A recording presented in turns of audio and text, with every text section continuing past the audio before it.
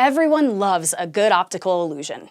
They're ones that play with your perception of color or look like they're swirling even though they're still. And how about the Müller-Lyer illusion? It's named after the German sociologist Franz Karl Müller-Lyer, who came up with the image in 1889. Basically, it's a couple of arrow-like figures. How do you think the lines compare to each other? Even if you've seen this illusion before, chances are the lines look like they're slightly different lengths, but they're actually the same. But not everyone falls for this trick. A lot of it might actually have to do with where you're from and what you're used to seeing, because optical illusions are designed to trick your brain. The brain's visual cortex processes everything your eyes see, starting with two-dimensional images from your retinas and figuring out depth somehow. We think the brain calculates depth using binocular disparity, the difference between what your right eye sees and what your left eye sees, along with other cues like the size of different things and angles in a space. Psychologists think that the Müller-Lyer illusion hinges on those other visual cues that hint at three dimensions, and works best on brains that are used to seeing a bunch of right angles. Many of us live and work in spaces that are chock full of right angles, so we're used to interpreting depth in boxy rooms. If you're standing on one side of a long table, for instance, you know that the side closest to you is the same size as the opposite, but the closer side looks bigger, and the farther side looks smaller.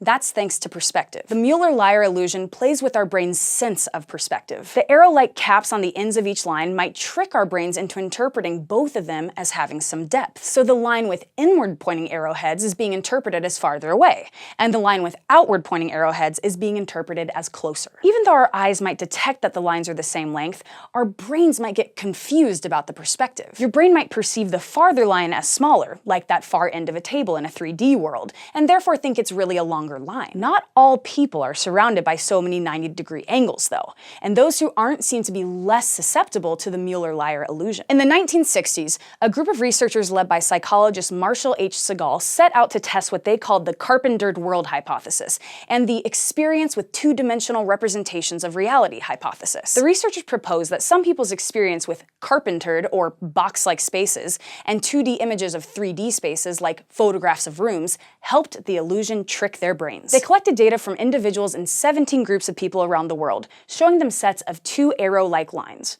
one with the caps pointing out, labeled A, and one with the caps pointing in, labeled B. Then, they gathered data about how much longer line A needs to be than line B before people perceived them as equal. The greater the difference, the more susceptible the group was to the illusion. The most susceptible group was from Evanston, Illinois in the United States, and the group of Europeans living in Johannesburg, South Africa was pretty susceptible too. On the other hand, societies of agriculturalists and foragers like the San from the Kalahari Desert or Bet from the Ivory Coast were less tricked by the illusion, and they probably didn't spend as much time in right-angle-filled environments. Of course, one study isn't definitive proof of a phenomenon. A different study from 1973 involved one group of Americans and 5 groups of Zambians, and a difference was found between Zambians living in rural and urban environments, where those living in urban environments were more susceptible to the illusion. This supported the idea that being tricked by the illusion could involve factors like people's immediate surroundings. And as psychologists have studied this illusion more, it seems like how you perceive the lines in the Müller-Lyer illusion is at least partially influenced by what you see all the time,